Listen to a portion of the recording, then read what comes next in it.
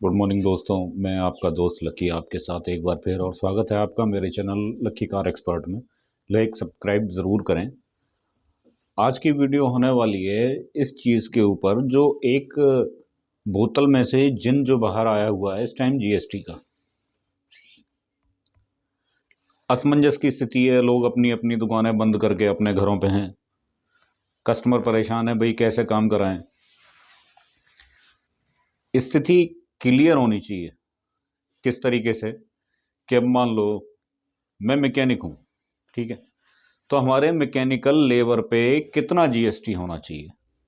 हम गाड़ियों से निकला हुआ पुराना स्पेयर अपनी दुकान में कितना रख सकते हैं, हमारी लेबर पे कितने परसेंट टैक्स है, क्या हमें बिल बुक मैनेज करनी चाहिए लेबर की। देखिए, जाहिर सी बात है कि आईटीआर हम सब लोग फाइल करते हैं, इनकम टैक्स तो आजकल हर आदमी देता है भाई। जाहिर सी बात है, लोन भी हर आदमी लेता है तो इनकम टैक्स भी हर आदमी देता है। आईटीआर सभी लोग भरते हैं। रही बात जीएसटी की, तो जिन लोगों का पूरा साल का टर्नओवर 20 लाख से कम है,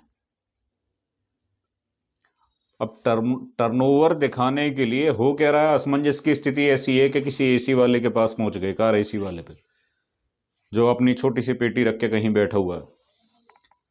भाई ये कहाँ से लाते हो, ये कितने का लाते हो? भाई वो स्पेयर रख के नहीं बैठा हुआ है, कस्टमर स्पेयर ला के देता है, वो अपना काम करता, उस लेबर का चार्ज मिलता। अब लेबर में से आपको कितने परसेंट वो दे सकता है।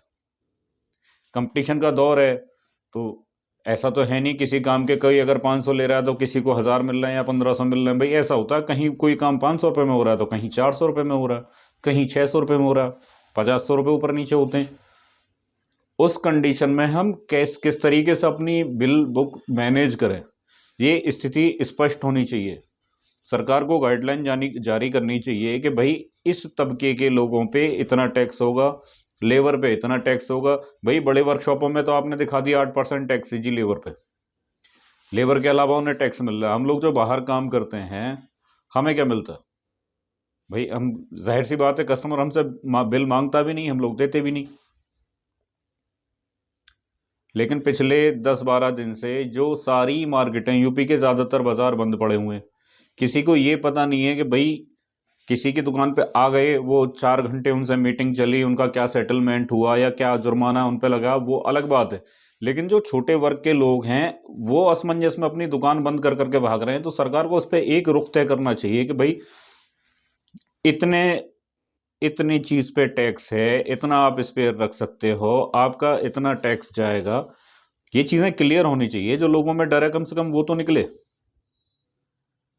भाई अगर किसी चीज के बारे में मुझे पता नहीं है तो जाहिर सी बात है आदमी डरेगा। भाई हो सकता है कि मैं ये 2000 रुपए के औजार रखे बैठा हूँ, टूल रख के बैठा हूँ, 5000 का कबाड़ा पड़ा है मेरे पास, और टैक्स भर रहा हूँ मैं 25,000 का। तो वो चीज, अभी स्थिति क्लियर नहीं है। तो पूरे यूपी में यही हाल है। और मैकेनिकों को मिलता क्या है सिवाय लेबर के? भाई स्पेयर कस्टमर ला के देता है या स्पेयर स्पेयर पार्ट वाला देता है। मैकेनिक तो कोई स्पेयर रखता नहीं, रखता है तो छोटा मोटा 1000-2000 का स्पेयर रख लिया, इससे ज़्यादा तो रखता नहीं। और कहीं भी आप चले जाओ, भले ही आप बिल ले रहे हो या नहीं ले रहे, लेकिन पीछे से जो भी सामान आता है वो टैक्स पेड आता है। विदाउट टैक्स कोई सामान आता ही नहीं है। हम लोग कोई मैन्युफैक्चरर से नहीं लेते हैं, हम डिस्ट्रीब्यूटर से लेते हैं या डीलर से लेते हैं। तो भाई वो तो हमें टैक्स पेड देते हैं ना, उनका पक्का बिल आ रहा है। तो ये स्थिति क्लियर होनी चाहिए। ऐसे बंद कर करके तो काम नहीं चलेगा। सरकार को अपना रुख, गाइडलाइन जारी करनी चाहिए, या कोई हेल्पलाइन नंबर ऐसा कि जिस पे आदमी जानकारी ले सके कि सर ये चीज़ है सरकार की तरफ से। अब भाई किसी सीए के पास जाते हैं तो उसका क्या भरोसा है, वो हमें क्या बताता है क्या करता है, तो कोई प्रमाणित नहीं है ना उसकी बात।